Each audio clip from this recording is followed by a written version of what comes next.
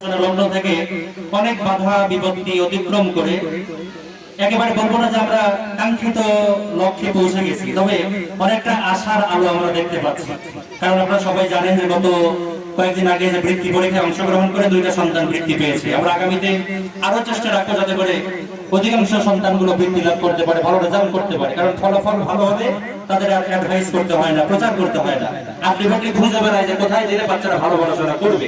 তবে এতটুকু আমি বলবো, আমাদের শিক্ষক মহোদয় যারা আছেন অত্যন্ত অভিজ্ঞ, প্রাজ্ঞ, বিজ্ঞ এবং প্রশিক্ষণ প্রাপ্ত, যেখানে সন্তানাদি দিয়ে এখানে অনেক গার্ডিয়ান এসেছেন, আমি আশা রাখি তারা অনেক স্যাটিসফাইড, অনেক সন্তুষ্ট আলহামদুলিল্লাহ।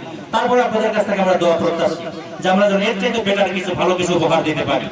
একটু আগে যে কথাগুলো বলে গিয়েছেন, আমাদের ক্যাডেট শাখার পাশাপাশি আমার কাছে বারবারই মনে হচ্ছিল যে আমাদের অত্র এলাকাতে একটা শূন্যতা লক্ষ্য করা যাচ্ছে, যে একটা মহিলা ভালো মানের মাদ্রাসা নাই। আমাদের আলহাজ আমিরুল ইসলাম চাঁদমাশা সাহেব একটা কথা বলেছেন যে আসলে আমাদের এই প্রতিষ্ঠানটা যদি গ্রামের মাঝখানে হতো অনেকটা ভালো হতো। আমার ইচ্ছাটা ছিল যে আমাদের প্রধান শাখাটা বাগাবাড়ি ঘাটের উপরে, যদি তার আশপাশে হতো তাহলে আরো একটু ভালো হতো আমাদের সবার জন্য।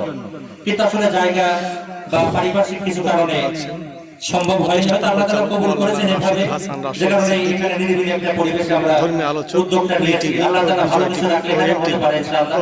আমি আপনাদের কাছ থেকে শুধু একটা জিনিস প্রত্যাশা করব আজকের এই প্রোগ্রামে, যে আপনারা হৃদয় থেকে অন্তর থেকে দোয়া রাখবেন যে আমাদের এলাকায় ছোট্ট ছোট্ট প্রতিষ্ঠানের বিনিময়ে যেন হাফেজ আলেম তৈরি হয়।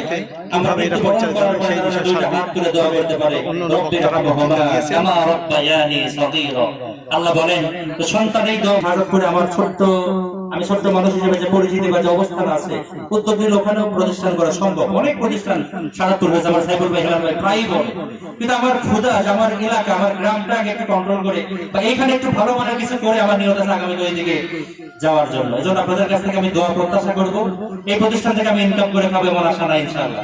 আপনাদেরকে আমি একেবারে মাইকে ঘোষণা করে বলছি যে এইখানের ইনকাম দিয়ে আমি চলবো, আমার পরিবার চলবে, আল্লাহর কসম করে বলছি এমন চুল পরিমাণ নিয়ত আমার ভিতরে নাই।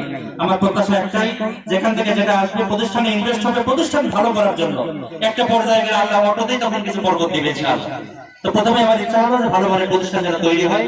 বাগাবাড়ি ঘাটের প্রধান শাখা, এটা হলো দ্বিতীয় শাখা, দুটো শাখাকে যেন আল্লাহ তাআলা পরিপূর্ণ কামিয়াবি দান করে, মানে একেবারে বাণিজ্যিকবিহীন ব্যবসা ছাড়া একটা প্রতিষ্ঠান দ্বীনের সাথে আল্লাহর সন্তুষ্টির জন্য আল্লাহ তাআলা পরিপূর্ণভাবে কবুল করে, সেই প্রত্যাশায় আপনারা এখানে এসেছিলেন। আপনাদের সকলকে আমি রাশিদুল হাসান রাসেল সিদ্দিকী আমার হৃদয় থেকে ধন্যবাদ এবং শুভকামনা রেখে আজকের এই প্রোগ্রামে আজকের এই সম্মানিত সভাপতি সাহেব জনাব মেরাজুল্লাহ সাহেবকে শেষ বক্তব্যের মাধ্যমে মোনাজাতের মাধ্যমে আমাদের প্রোগ্রাম সমাপ্তি হবে। ধন্যবাদ সবাইকে।